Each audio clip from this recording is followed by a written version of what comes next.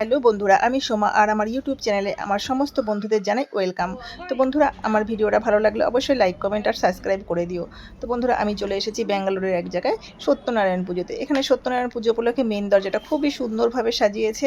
আর এখানে সত্যনারায়ণ পুজোটা একটা চৌট্রি বুকিং করে করা হচ্ছে। তো ভিতরে এলাম, ভিতরে এসে তো আমার কাছে খুবই সুন্দর লেগেছে। ফুল দিয়ে খুব সুন্দরভাবে সাজিয়েছে। এক কথায় অসাধারণ। ঠাকুরকে দেখো কত সুন্দর সাজিয়েছে, অনেক রকম ফুল আছে এখানে, গলায় দেখো হারও পরানো হয়েছে, খুব সুন্দরভাবে ডেকোরেশন করা হয়েছে ঠাকুরকে। নিচে একটা সুন্দর ফুল দিয়ে স্বস্তিক চিহ্ন করা হয়েছে। তো বন্ধুরা, আমি একটু ঘুরিয়ে ঘুরিয়ে দেখাচ্ছি, তোমরাও একটু দেখে নাও আর ভালো লাগলে অবশ্যই লাইক কমেন্ট করে দিও।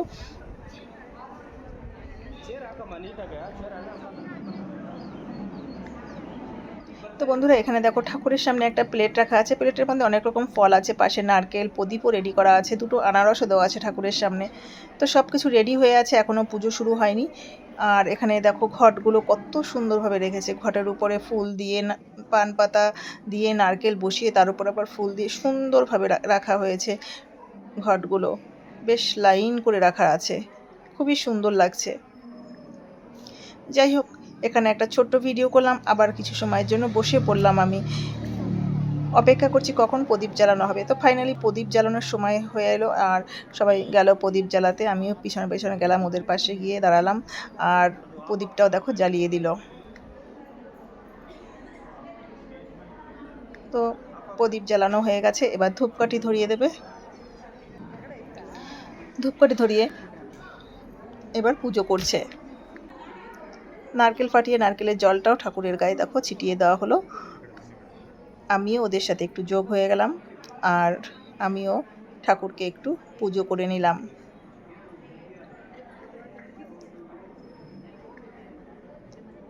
তো বন্ধুরা, এখানে অনেকেই এসে পুজো করে নিয়েছে, খুবই ভালো লাগলো ঠাকুরকে পুজো দিয়ে। এবার এখানে কিছু মেইন গেস্ট এসেছে। তো মেইন গেস্টরা এসে এখানে যে একটা মানে প্রদীপ আছে, যেই প্রদীপটা খুব সুন্দরভাবে মানে ডেকোরেশন করা হয়েছে, যেটা এই পুজোতে মেইন প্রদীপ বলতে পারো, সেই প্রদীপটা গেস্টরাই জ্বালাবে। তো এখানে দেখো মেইন প্রদীপটা খুব সুন্দরভাবে সাজিয়েছে, এত মেইন প্রদীপটা এখানে জ্বালিয়ে দেওয়া হলো।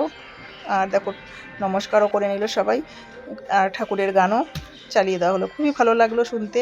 তো আমরা আবার বসে পড়লাম, বসে বসে শুনলাম। আর এখানে মেন গেস্ট যারা এসেছে তারা তাদের বক্তব্য পেশ করবে। তো আমিও বসে পড়লাম, বসে বসে ওদের বক্তব্য শুনছি। আর আমার পেছনে দেখো বন্ধুরা কত মানুষ আছে, অনেক লোক এসেছে এখানে পুজোতে। পাশে আমার কাছে একটা ছোট্ট বাচ্চা ছিল, তো তার সাথে একটু ছোট্ট ভিডিও করে নিলাম। আর আমার পেছনে কারা কারা আছে তোমাদের একটু ঘুরিয়ে ঘুরিয়ে দেখালাম। তো একজন গুরুজি এসছে, গুরুজিও তার বক্তৃতা দিচ্ছে, খুবই ভালো লাগলো শুনতে। তো বন্ধুরা, আমার ব্লগটা এই পর্যন্তই। ভালো লাগলে অবশ্যই পাশে থেকো, লাইক কমেন্ট শেয়ার করে দিও। আর আমার ভিডিওটা দেখার জন্য সবাইকে অনেক ধন্যবাদ।